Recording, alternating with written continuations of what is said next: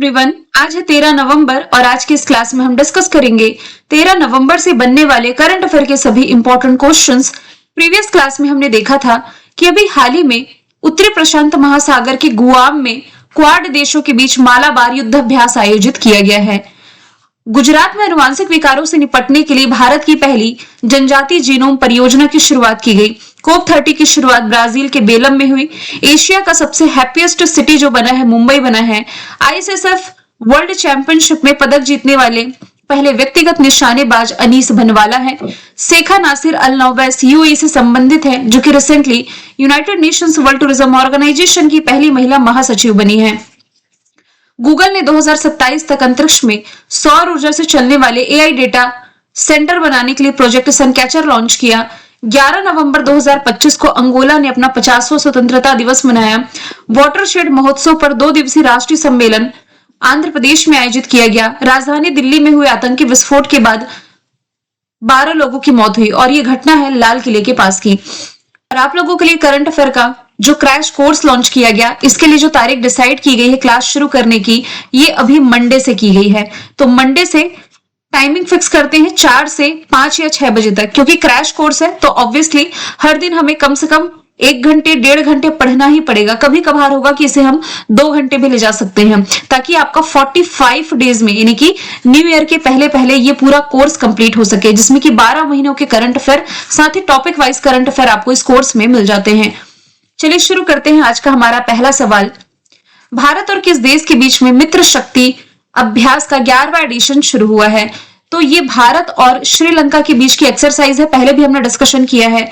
हुआ कहां पर है शुरू? तो कर्नाटक में बेलगावी स्थित विदेशी प्रशिक्षण केंद्र में इसकी शुरुआत की गई है। शुरुआत की गई है 10 नवंबर से, चलेगा ये 23 नवंबर तक। यहां से श्रीलंका को आप मैप के थ्रू देखेंगे तो गल्फ ऑफ मन्नार और पाक स्ट्रेट के माध्यम से ये भारत से सेपरेट होता है। कमर्शियल कैपिटल कोलंबो है, एग्जीक्यूटिव कैपिटल इसकी जयवर्धनेपुरम कोट्टे हो जाएगी। यहाँ के prime minister Harini Amarasuriya, president Anura Dissanayake हो जाएंगे। ऑफिशियल लैंग्वेज में सिंहली और तमिल है। यहाँ पर जो शक्ति चक्रवात बना था ना अरब सागर में, इसका नामकरण श्रीलंका ने किया था।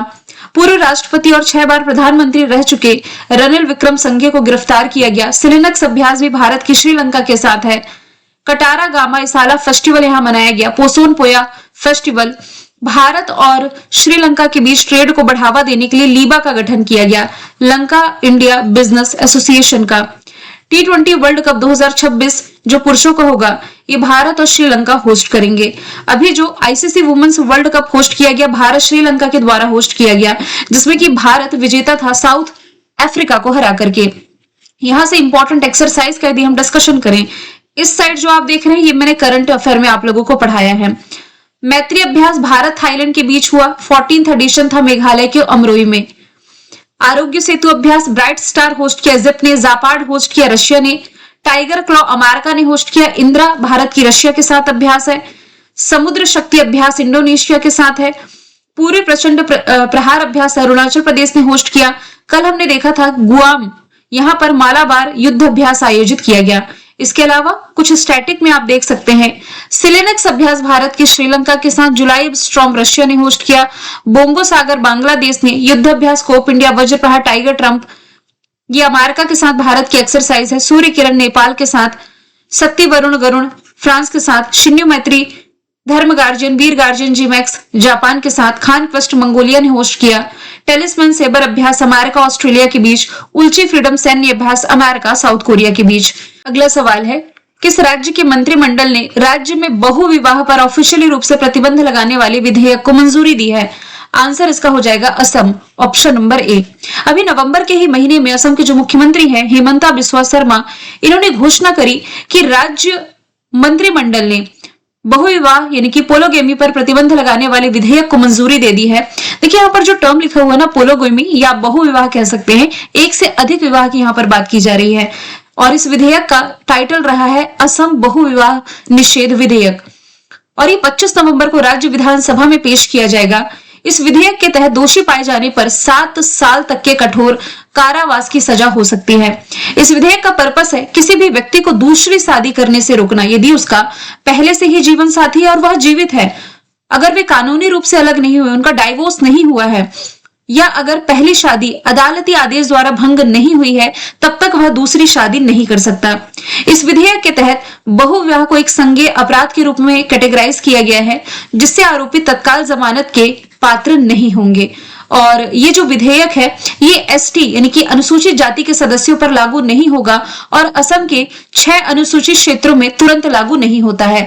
जितनी भी एक्सप्लेनेशन यहाँ पर लिखी हुई है इंग्लिश माध्यम के विद्यार्थियों के लिए अलग से मैंने ये स्लाइड ऐड कर दी है। मैं समझ पाती हूँ उन्हें नोट्स बनाने में दिक्कत जाती है। असम के बारे में जान लेते हैं। राजधानी दिसपुर, मुख्यमंत्री हेमंता बिश्वा शर्मा। करंट अफेयर के फैक्ट यदि हम देखें तो 18 वर्ष से अधिक उम्र के व्यक्तियों के लिए नए आधार कार्ड बनाने पर इस राज्य ने प्रतिबंध लगाया है। और निजुत मोइना 2.0 की शुरुआत की गई। कटी बिहू फेस्टिवल मनाया गया। गजमित्र योजना सितंबर महीने में असम के गोलाघाट में देश की पहली बांस आधारित बायो रिफाइनरी का उद्घाटन प्रधानमंत्री नरेंद्र मोदी जी ने किया है। गैंडों के अवैध शिकार और अवैध वन्य जीव व्यापार को रोकने के लिए ऑपरेशन फाल्कन यहां चलाया गया। यूनेस्को में शामिल 43वां स्थल असम का मोइदम्स है। असम राइफल्स के महानिदेशक विकास लखेरा बने हैं। ये खुद का सैटेलाइट लॉन्च करने जा रहा है। ट्रांसजेंडर कम्युनिटी को ओबीसी का दर्जा दिया है। असम के बक्सा जिले में गर्सनिया कुसमे नामक वृक्ष की प्रजाति खोजी गई और असम में एक नए प्लांट की प्रजाति हेप्टाप्लूरम अस्सामिकम की खोज की गई है। अगला सवाल है, हाल ही में खबरों में रहा क्रिसमस द्वीप, ये जो क्रिसमस आइलैंड है किस महासागर में स्थित है? इसकी लोकेशन हो जाएगी इंडियन ओशन में, हिंद महासागर में। पहले लोकेशन देख लेते हैं फिर समझेंगे कि न्यूज में क्यों आया। ये आप ऑसिनेशिया वाला पार्ट देख पा रहे हैं, ये ऑस्ट्रेलिया है। इसके ऊपर में पापुआ न्यू गिनी जहां सबसे अधिक लैंग्वेजेस बोली जाती है। ये ईस्ट तिमोर है जो भी हाल ही में आसियान का 11वां मेंबर कंट्री बना। ये इंडोनेशिया हो गया। और ये इसका जावा द्वीप है ना, इसके जस्ट नीचे में क्रिसमस आइलैंड आप देख पा रहे हैं और इस पर अधिकार है ऑस्ट्रेलिया का, इसलिए यहाँ पर ब्रैकेट में देखिए ऑस्ट्रेलिया लिखा हुआ है। अब समझ लेते हैं कि ये क्रिसमस आइलैंड अभी चर्चे में आया क्यों है। अभी हुआ क्या है कि जो गूगल है, गूगल ने हिंद महासागर में स्थित इस क्रिसमस द्वीप पर एक विशाल कृत्रिम बुद्धिमत्ता यानी कि एआई डेटा सेंटर स्थापित करने की घोषणा करी है। और ये जो प्रोजेक्ट है ये इस वर्ष की शुरुआत में यानी कि 2025 की शुरुआत में ऑस्ट्रेलियाई रक्षा विभाग के साथ हस्ताक्षरित क्लाउड साझेदारी के बाद शुरू की गई। क्रिसमस द्वीप ये जावा से लगभग 360 किलोमीटर दक्षिण में है, यानी कि 360 किलोमीटर साउथ फ्रॉम जावा। यहां से मैप में मैंने बता ही दिया कि जावा के दक्षिण में है। और यदि लोकेशन देखें तो ऑस्ट्रेलिया से 1400 किलोमीटर उत्तर पश्चिम में है, यानी कि नॉर्थ वेस्ट में है। कहां से? ऑस्ट्रेलिया से। ये भी हमने देख लिया है। यहां से गूगल की यदि बात की जाए 1998 फॉर्मेशन ईयर, कैलिफोर्निया में हेडक्वार्टर, सुंदर पिचाई इसके सीईओ हो जाएंगे। सवाल चौथा है, हाल ही में पुरुषों के एयर पिस्टल कैटेगरी में व्यक्तिगत विश्व खिताब जीतने वाले जो पहले भारतीय बने हैं ये कौन हो जाएंगे? आंसर इसका है सम्राट राणा, ऑप्शन नंबर ए। तो सम्राट राणा ने 10 नवंबर को मिस्र के काहिरा में आईएसएसएफ यानी कि इंटरनेशनल शूटिंग स्पोर्ट्स फेडरेशन विश्व चैंपियनशिप में पुरुषों के 10 मीटर एयर पिस्टल स्पर्धा में गोल्ड मेडल अपने नाम किया। और इस कैटेगरी में गोल्ड जीतने वाले या विश्व खिताब जीतने वाले ये पहले भारतीय बन गए हैं। इन्होंने 243.7 अंक हासिल किए और चाइना के हु काई को 0.4 अंकों से हराया है। यहां से यदि मैं अदर ऑप्शन की बात करूं, अनीस भनवाला के बारे में हमने कल ही देखा था कि आईएसएसएफ वर्ल्ड चैंपियनशिप में पदक जीतने वाले व्यक्तिगत भारतीय निशानेबाज यही हैं। इन्होंने सिल्वर मेडल जीता था। अनिमेश कुजूर का यदि हम डिस्कशन करें तो 100 मीटर की जो रेस है ये 10.2 सेकंड से भी कम समय में पूरी करने वाले पहले भारतीय अनिमेश कुजूर हैं। और 2 दिन पहले हमने देखा था कि शीतल देवी ये आर्चरी यानी कि तीरंदाजी से संबंधित हैं, जिन्होंने ये जो सक्षम अंतरराष्ट्रीय प्रतियोगिता है इसके लिए चुनी जाने वाली पहली भारतीय पैरा एथलीट बन गई हैं।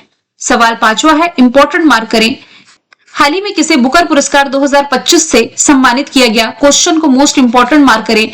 अभी हाल ही में जो डेविड जेले हैं, हंगरी मूल के ब्रिटिश लेखक है, इन्हें उनकी उपन्यास फ्लैश के लिए 2025 का बुकर पुरस्कार मिला है। हालांकि इसके लिए भारतीय लेखिका किरण देसाई भी नॉमिनेट की गई थी, लेकिन ये इसकी विजेता नहीं रही। हालांकि 2006 में ऑलरेडी ये अवार्ड जीत चुकी हैं। तो याद रखें, डेविड जेले जो इसके विजेता हैं, इनकी उपन्यास फ्लैश के लिए लंदन में आयोजित समारोह में ये सम्मानित किए गए। 10 नवंबर को पुरस्कार राशि के रूप में इन्हें 50,000 यूरो की इनाम राशि दी गई है। अच्छा, आप लोग कंफ्यूज हो सकते हैं क्योंकि मैंने आपको बुकर पुरस्कार भी पढ़ा दिया, इंटरनेशनल बुकर पुरस्कार भी पढ़ा दिया। आप लोग सोच रहे होंगे कि दोनों में फर्क क्या होता है। बहुत ही माइनर सा इसमें डिफरेंस है। देखिए, जो बुकर पुरस्कार है ये मूल रूप से इंग्लिश में लिखे गए उपन्यास के लिए दिया जाता है, जबकि इंटरनेशनल बुकर पुरस्कार किसी भी भाषा में लिखा जाता है, बल्कि उसका जो ट्रांसलेट है ना वो इंग्लिश में किया जाता है। तो एक ऑप्शन आप और रिलेट कर पाएंगे, क्योंकि बानो मुस्ताक जो है ये 2025 में इंटरनेशनल बुकर पुरस्कार की विजेता रही है ना। बानो मुस्ताक को इनकी रचना हार्ट लैंप के लिए अवार्ड मिला। अब देखिए, तीनों ऑप्शन में डिस्कस कर लिए कि 2025 के बुकर पुरस्कार विजेता डेविड ज़ेले हैं। किरण देसाई नॉमिनेटेड थी, विजेता नहीं चुनी गई। इंटरनेशनल बुकर पुरस्कार की विजेता इसमें बानो मुस्ताक है इस साल की। यहां से एक ऑप्शन रह जाता है समंथा हार्वे का। 2024 का यही जो पुरस्कार था बुकर पुरस्कार, इसकी विजेता समंथा हार्वे थी, इनकी रचना ऑर्बिटल के लिए। नेक्स्ट चलते हैं। हाल ही में डेटन शांति पुरस्कार लाइफ टाइम अचीवमेंट अवार्ड से किसे सम्मानित किया गया?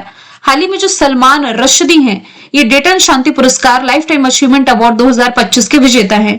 इन्हें ये पुरस्कार उनके साहित्यिक योगदान और अभिव्यक्ति की स्वतंत्रता की वकालत करने के लिए दिया गया है। तो इनका नाम आप याद रखें। हालांकि सलमान रश्दी की कुछ प्रमुख रचनाएं हैं, जैसे कि the satanic versus midnight children, ये सलमान रश्दी की किताबें हो जाएंगी। डोनाल्ड ट्रंप को रिसेंटली साउथ कोरिया ने अपने हाईएस्ट सिविलियन ऑनर से सम्मानित किया। मॉरिशस ने अपने हाईएस्ट सिविलियन ऑनर से प्रधानमंत्री नरेंद्र मोदी को सम्मानित किया। एबल पुरस्कार, जिसे मैथ्स का नोबेल कहा जाता है, इसके विजेता जापान की मसाकी काशीवारा है। यहां से सिर्फ इंपॉर्टेंट अवार्ड मैंने ऐड किए हैं रिसेंट के। विश्व शांति सुरक्षा नेता पुरस्कार का अवार्ड श्री श्री रविशंकर ने जीता। पैट्रियट ऑफ द ईयर पुरस्कार मेलानिया ट्रंप ने। कृषि मीडिया अवार्ड अमसी प्रसन्न कुमार को। वैश्विक पर्यटन पुरस्कार आंध्र प्रदेश टूरिज्म को। ब्रिटिश अकादमी पुरस्कार सुनील अमृत को। सखारोव पुरस्कार बेलारूस के आंद्रेस पोजोबुत और जॉर्जिया की मिजमी अमाग्लोबेली को। विज्ञान रत्न अवार्ड जयंत विष्णु नार्लिकर को। उर्सुला केले गुइन फिक्शन अवार्ड वज्र चंद्रशेखर को। Top agree food Pioneer award से संजीव कपूर को सम्मानित किया गया। सवाल 7वां है, वाइब कोडिंग, इसे निम्नलिखित में से किसके द्वारा 2025 का वर्ड ऑफ द ईयर घोषित किया गया? तो अभी हाल ही में जो कोलिंस डिक्शनरी है, कोलिंस डिक्शनरी ने ये जो वाइब कोडिंग है, इसे 2025 का वर्ड ऑफ द ईयर घोषित किया। इसका मतलब है सामान्य भाषा में रहकर एआई द्वारा कोड बनवाना। अभी देखिए, ऑप्शन में लिखा हुआ है कैम्ब्रिज डिक्शनरी, ऑक्सफोर्ड डिक्शनरी और मरियम वेबस्टर डिक्शनरी। इन तीनों के ही द्वारा 2025 का वर्ड ऑफ द ईयर तो घोषित नहीं किया गया, तो हम 2024 वाला रिलेट कर लेते हैं। जैसे कि यहां से यदि मैं बात करूं कैम्ब्रिज डिक्शनरी की, तो कैम्ब्रिज डिक्शनरी ने 2024 का वर्ड ऑफ द ईयर घोषित किया था मैनिफेस्ट को। ऑक्सफोर्ड यूनिवर्सिटी ने 2024 का वर्ड ऑफ द ईयर घोषित किया था ब्रेन रोट को। और जो मरियम वेबस्टर है, इसके द्वारा पोलराइजेशन को 2024 का वर्ड ऑफ द ईयर घोषित किया गया। तो आई होप आप लोगों का पिछले साल का भी रिवीजन हो गया होगा। सवाल 8वां है, निम्नलिखित में से किस देश ने हाल ही में आधिकारिक तौर पर अपना खसरा मुक्त का दर्जा जो इसे मिला हुआ था ये खो दिया है? आंसर इसका कनाडा हो जाएगा। देखिए, कनाडा में 2025 में यानी कि 12 महीने से अधिक निरंतर संक्रमण के बाद खसरा मुक्त का दर्जा खो दिया, यानी कि यहाँ पर केसेस लगातार देखने को मिल रहे हैं। 1998 में से खसरा मुक्त का दर्जा दिया गया था। तो कनाडा में इस वर्ष अब तक 5100 से अधिक मामले और 2 शिशुओं की मौत दर्ज कर दी गई है। और अमेरिका में Texas, new Mexico, Oklahoma, south Carolina और एरोजिना यूटा सीमा क्षेत्र में भी यहाँ के कुछ एक्टिव मामले देखने को मिले हैं। ये जो पूरा नॉर्थ अमेरिका का मैप आप देख पा रहे हैं, जिसमें कि सबसे ऊपर में कनाडा है, कनाडा के नीचे में यहां पर आपका अमेरिका, और ये वाला जो क्षेत्र है आपका मैक्सिको का है। ये अलास्का वाला क्षेत्र है, इस पर भी अमेरिका का अधिकार है। तो 2016 में पूरे अमेरिका महाद्वीप को खसरा मुक्त घोषित किया गया था। हालांकि नेक्स्ट 12 महीनों तक यहाँ कोई यदि एक्टिव केसेस नहीं आएंगे तो फिर से ये खसरा मुक्त बन जाएगा। आप लोगों को ये बताना है, क्या भारत खसरा मुक्त देश है? यदि है तो WHO ने कब इसे खसरा मुक्त घोषित किया था? इसका आंसर आप कमेंट बॉक्स में बताएंगे। यहां से आप कनाडा को देखें, अमेरिका को देखें और मैक्सिको को। मैप में ये तीनों कंट्री सीक्वेंस में है। यही 3 कंट्री साथ में 2026 का जो फीफा मेंस वर्ल्ड कप है ये होस्ट करने जा रही है। सवाल नंबर 7वां है, हिंदुस्तान एरोनॉटिक्स लिमिटेड ने किस अमेरिकी सवाल नंबर 9 है, हिंदुस्तान एरोनॉटिक्स लिमिटेड ने अमेरिकी कंपनी जनरल इलेक्ट्रिक के साथ $1 अरब यानी कि इंडियन करेंसी में देखें तो करीब 8,870 करोड़ रुपए की डील की है, जिसके तहत ये जो कंपनी है अमेरिका की जनरल इलेक्ट्रिक, ये भारत को कितने जेट इंजन और सपोर्ट पैकेज देने जा रही है? तो आंसर इसका हो जाएगा 113, option number C. Hindustan Aeronautics Limited ने नवंबर 2025 में डील की है, जिसके तहत अमेरिका की जीई कंपनी से ये 113 engine 97 mark 1A light combat aircraft ये लिए जाएंगे। कुछ इंजन बैकअप में रहेंगे और इंजन की डिलीवरी 2027 से 32 के बीच होने की उम्मीद है। केंद्रीय रक्षा मंत्रालय ने सितंबर 2025 को ही हिंदुस्तान एरोनॉटिक्स लिमिटेड के साथ 62,370 करोड़ रुपए की डील करी थी, जिसके तहत हिंदुस्तान एरोनॉटिक्स लिमिटेड भारतीय वायुसेना के लिए 97 लाइट कॉम्बैक्ट एयरक्राफ्ट तेजस मार्क 1A लड़ाकू विमान बनाएगा। तो इस HAL ने साझेदारी कर ली है अमेरिकी कंपनी जीई जनरल इलेक्ट्रिक के साथ। अब देखिए, इस क्वेश्चन को कई तरीके से आप याद रख सकते हैं। पहली बात तो आपको ये याद रखना है कि जनरल इलेक्ट्रिक किस देश की कंपनी है? अमेरिका की, क्योंकि कई बार कुछ कंपनियां जो चर्चे में रहती है उनसे संबंधित कंट्री पूछी जाती है। फॉर एग्जाम्पल, रिसेंट के एग्जाम में फ्रांस की एक कंपनी से सवाल था। कंपनी का नाम है दसॉल्ट एविएशन। ये चर्चे में इसलिए आई थी क्योंकि इस कंपनी के साथ भारत ने राफेल की डिलीवरी के लिए डील कर रखी है। सवाल 10वां है, एडल ह्यूरन इंडिया परोपकारी सूची 2025 में देश की कौन सी महिला कारोबारी टॉप पर है? अभी रिसेंटली हमने देखा था कि सबसे अधिक दानवीर की लिस्ट में Shiv Nadar and family top पर है। यह महिलाओं की लिस्ट की बात की जा रही है, तो इसमें रोहिणी नीलेकणी रही है टॉप पर। हालांकि सबसे ज्यादा दान देने वालों की लिस्ट में 24 महिलाएं शामिल हैं। इसमें इन्फोसिस की सह संस्थापक नंदन नीलेकणी की जो वाइफ है ना, रोहिणी नीलेकणी, इसमें टॉप पर हैं। इन्होंने लास्ट ईयर यानी कि 2024 में 204 करोड़ रुपए का दान दिया है। पिछले 5 वर्षों में यदि देखें तो कुल दान इनका 763 करोड़ रुपए का है। वह फिलैंथ्रोपीज की चेयरपर्सन और एक्स स्टेप फाउंडेशन की सह संस्थापक है। इसमें दूसरे स्थान पर हैं बायोकॉन की संस्थापक किरण मजूमदार शॉ। इन्होंने पिछले साल 2024 में 83 करोड़ का दान दिया है। और तीसरे स्थान पर इसमें हरीश और बीना शाह फाउंडेशन की जो बीना शाह हैं, ये 3rd प्लेस पर है। इन्होंने पिछले साल 69 करोड़ रुपीस का दान दिया है। 3 इंपॉर्टेंट डेज जो हमने मिस किए हैं वो देख लेते हैं। वर्ल्ड रेडियोग्राफी डे जो 2025 का मनाया गया, 8 नवंबर को मनाया गया है। और एक्सरे की क्रांतिकारी खोज का जश्न ये दिन मनाता है और आधुनिक चिकित्सा में रेडियोग्राफों और रेडियोलॉजिस्टों के योगदान का सम्मान करता है। आपको ये भी याद रखना है कि ये जो सफलता थी इसने आधुनिक नैदानिक इमेजिंग की नींव रखी, जिसके लिए जो रोएंटशन है इन्हें 1901 में फिजिक्स के क्षेत्र का पहला नोबेल पुरस्कार मिला था। फिर एक इंपॉर्टेंट डे, विश्व शांति और विकास के लिए विश्व विज्ञान दिवस, जो कि नवंबर महीने की 10 तारीख को मनाया गया है। यूनेस्को ने इस दिन को मनाए जाने की शुरुआत 2001 में की थी। इस दिन का उद्देश्य ये दिखाना है कि विज्ञान किस तरीके से शांति को बढ़ावा देता है और वैश्विक चुनौतियों का समाधान करता है, साथ ही मानव जीवन को बेहतर बनाता है। इस बार की थीम है विश्वास, परिवर्तन और भविष्य 2050 के लिए आवश्यक विज्ञान, यानी कि faith, change and the future essential science for 2050। सवाल 14 है, हाल ही में भारतीय सिनेमा में पार्श्व गायिका यानी कि जो प्लेबैक सिंगर और अभिनेत्री के रूप में अपने दोहरे योगदान के लिए जानी जाती हैं, एक प्रसिद्ध हस्ती, इनका 6 नवंबर को निधन हुआ। सुलक्षणा पंडित का नाम आपको याद रखना है। कुछ क्वेश्चन आप वन लाइनर फॉर्मेट में ही याद रख सकते हैं, इसमें डिटेल में जाने की जरूरत नहीं है। तो 1718 के दशक की ये गायिका और अभिनेत्री रही, नाम है सुलक्षणा पंडित। इनका रिसेंटली निधन हुआ है नवंबर के महीने में। फिर मालाबार अभ्यास के बारे में हमने कल डिस्कशन किया था कि अब इसमें पूछा जा रहा है कि भारतीय नौसेना का कौन सा पोत इसमें शामिल हुआ है। पहली बात तो मालाबार अभ्यास क्वाड कंट्रीज के बीच होता है। क्वाड कंट्रीज में यूएसए, भारत शामिल तो है ही, जापान और इसके अलावा ऑस्ट्रेलिया, 4 कंट्रीज क्वाड में शामिल हैं। इनके बीच मालाबार अभ्यास होता है। उत्तरी प्रशांत के गुआम में शुरू हुआ, जिसमें कि भारत की तरफ से पार्टिसिपेट कर रहा है आईएनएस सह्याद्री। ऑप्शन डी इसका राइट आंसर है। तो आईएनएस सह्याद्री जो कि भारत में स्वदेश निर्मित एक स्टेल्थ गाइडेड मिसाइल फ्रिगेट है और ये भारत की उन्नत नौसैनिक डिजाइन और इंजीनियरिंग क्षमताओं को प्रदर्शित करता है। लास्ट का क्वेश्चन है, 10 नवंबर को 15वें नंबर का भारत वियतनाम रक्षा नीति वार्ता कहां आयोजित की गई? तो ये रिसेंटली वियतनाम की कैपिटल हनोई में आयोजित की गई है 10 नवंबर को। इस वार्ता की सह अध्यक्षता रक्षा सचिव राजेश कुमार सिंह और वियतनाम के उप मंत्री हुआंग जुओन चेन ने करी है। तो साइबर सुरक्षा, सैन्य चिकित्सा, विशेषज्ञों के आदान प्रदान, साथ ही रियल टाइम में यानी कि वास्तविक समय में सूचना साझा करने पर जो सहयोग है, सहयोग बढ़ाने पर सहमति हुई है।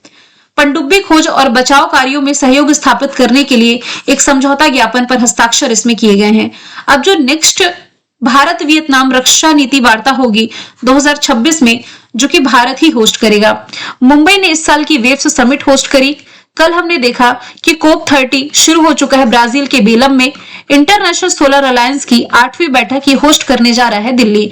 तो आज 16 इंपॉर्टेंट क्वेश्चंस का हमने डिस्कशन कर लिया है। वीडियो को लेकर के फीडबैक आप लोगों को जरूर शेयर करना है। 10 से 12 क्वेश्चन डेली देखते ही हैं। आज नंबर ऑफ क्वेश्चन ज्यादा रहे हैं। कल मैंने पूछा आपसे, टाइम मैगजीन ने 100 सबसे प्रभावशाली जलवायु नेताओं में किसे शामिल किया, जिसका आंसर था सोनम वांगचुक। आज का सवाल आप लोगों के लिए है, हाल ही में महिलाओं के लिए पीरियड लीव लागू करने वाला देश का पहला राज्य कौन बना? आंसर इसका जो भी आप कमेंट बॉक्स में बताएं। मिलेंगे नेक्स्ट वीडियो में। Thank you so much.